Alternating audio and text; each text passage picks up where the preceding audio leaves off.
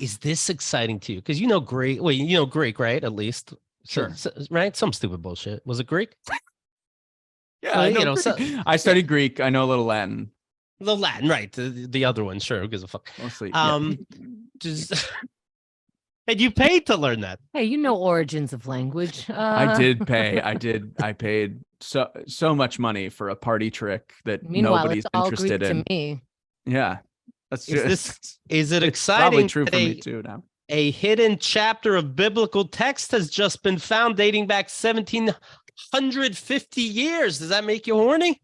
I don't know that would even be in Greek. It would be in Latin or I guess it'd be in Koine Greek. Well, it's in Syriac. Is that close to either of your two bullshits? No, that's the disease you have when you can't digest flour. Oh, okay. Yeah. They used ultraviolet photography. They found new things in the Bible's Matthew chapters 11 and 12 underneath 3 layers of text in the manuscript. Whatever they used for parchment was so expensive, they'd rate it, I guess, show everybody, and then erase it and do it again. Yeah. What? Well, that's fun. Everybody got it? This is the word of God. All right, erase. Here's a shopping list.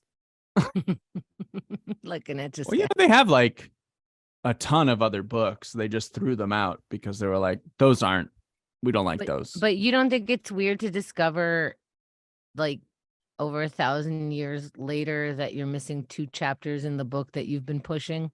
If it clears things up. It does. It does. In the original, it said, be sure to go out there and be celibate. They meant celebrate. God, what are we talking about here?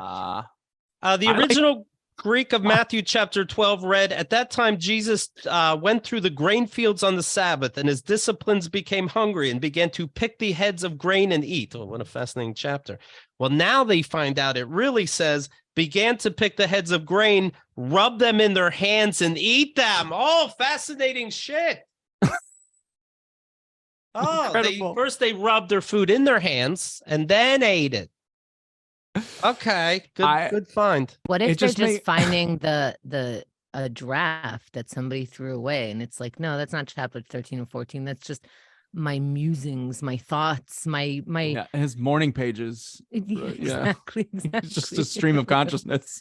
Yeah, just what my professor made me write that day about philosophy. Fuck out of here. I think a lot about Genesis often, and who doesn't? Circumcision, because there's a part in the Bible where God is like, you're going to do this, Moses. And he's like, all right, I'm on my way to do it. And then the next page is like, yo, I don't like Moses anymore. I'm going to kill him. And you're like, what? Mm-hmm. And then they go, I'm going to kill him unless he circumcises himself. And then I think it's his wife, like, cuts the foreskin off. And then God's like, all right, cool. Now do the thing I told you to do. And it just makes no sense. There's no narrative structure where that is a good idea.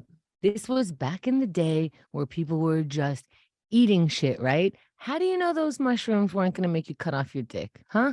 How do you know that berry is not going to make you punch someone? You don't know. And that's what they were writing. They were going, hey, this thing that I just put in my face made a talking bush happen. A burning bush started talking to me. Take this shit and burning bushes will talk to you.